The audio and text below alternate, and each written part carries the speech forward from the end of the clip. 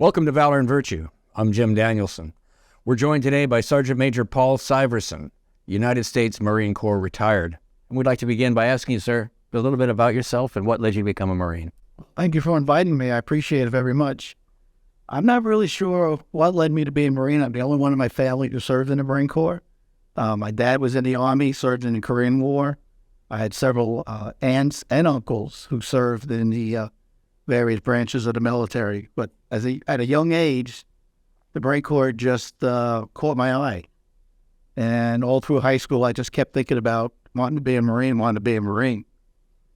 Graduated high school at 17. Parents wouldn't sign the age waiver because I had two cousins in Vietnam at the time. So I went to work on Wall Street, hated it, turned 18, went right back to the recruiter, signed up in no delay program and nothing, just left. So that started my 2-year enlistment that wound up being 30 years long. And when did that begin? 1970. 1970. And you went to Parris Island? Yes, I did. What was it like back then?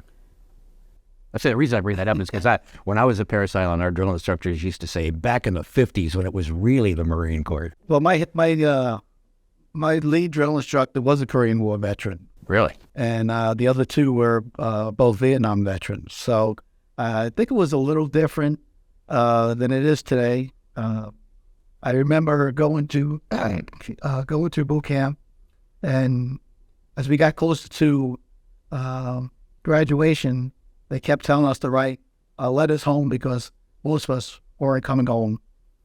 So to write your last letter home to your mom, telling them how much you loved her and that you probably won't see each other again. That was kind of impactful. Being in the infantry, that was and the Vietnam War going on, that was kind of had an impact on me. So your MOS was? I started out as infantry. I was a machine gunner. Okay. And you say you served 30 years? 30 years. Were you ever a drill instructor? No, for some reason my packages always got turned down. Maybe I was too short. I don't know. I don't know. I had a drill instructor who was pretty short. Well, it's funny you mention that because one of my drill instructors, you always have the one that's really, really bad and nasty. He was small, real small. And after I retired, I ran into him up at Cherry Point. He was the exchange officer up there. So I invited him to my retirement ceremony. I just thought it was so neat to have one of my drill instructors at my retirement ceremony 30 years later. Yeah, that would be something. That you would say, okay, you have some lifelong friendships that you made in the Marine Corps. Could you talk a little bit about that? Yeah, the Marine Corps is small, so you make friends wherever you go. And us in the Marine Corps, we transfer every couple of years, so you make new friends. And I like to tell the young Marines that when they ask me, what's your favorite duty station? And I like to tell them, well, the Marine Corps only has two good duty stations. The one you're leaving and the one you're going to. Sure. So that kind of sets it back a little bit. But every duty station is what you make of it. Every duty station has its good points, has its points that may be not so good. But they're all memorable, whether they're good or bad. 30 years. That has to have a real impact. We understand somebody who does 4 years in the Marines, it has a real impact on you. But 30, could you tell us a little bit about how you experienced that? What was it like 30 years? How did it change you? I think it made a better person out of me.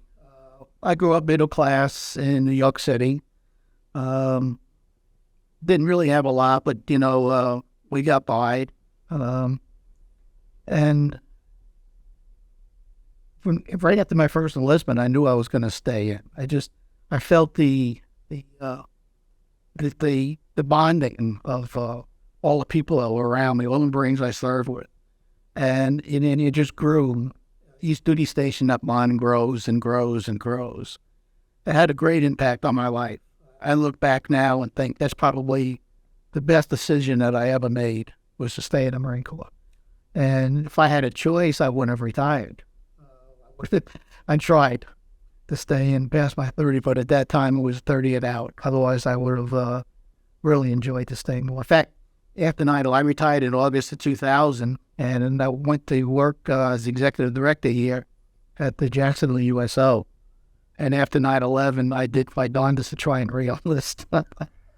It's interesting that you say that because there are a lot of Marines around here. It's a great place, and gosh, a lot of them will say, "I kept going.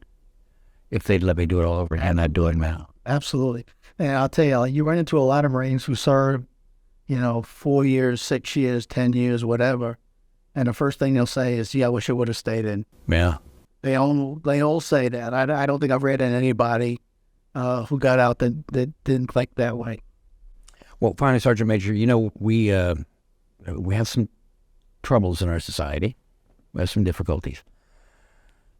What do you think could be a contribution of the Marine Corps to our countrymen to help them become patriotic again and love our country, engage in it as citizens? Well, we're very fortunate in this community. This community probably had, the esprit de corps and the Jacksonville, Onslow community is just far superior to anywhere else you've been. I don't think there's a lack of patriotism here locally. Even the civilians here have great patriotic desires. Nationwide, without getting into politics, Sure. that's kind of hard to answer. Youth of today, social media, for one thing, I think is gotten out of hand. Right. I think there's too much listening to the wrong people and not listening to the right people. We need to get our parents back online to teach, and our educators back online to teach values, to teach ethics, and to teach everybody how to treat each other with dignity and respect. Right.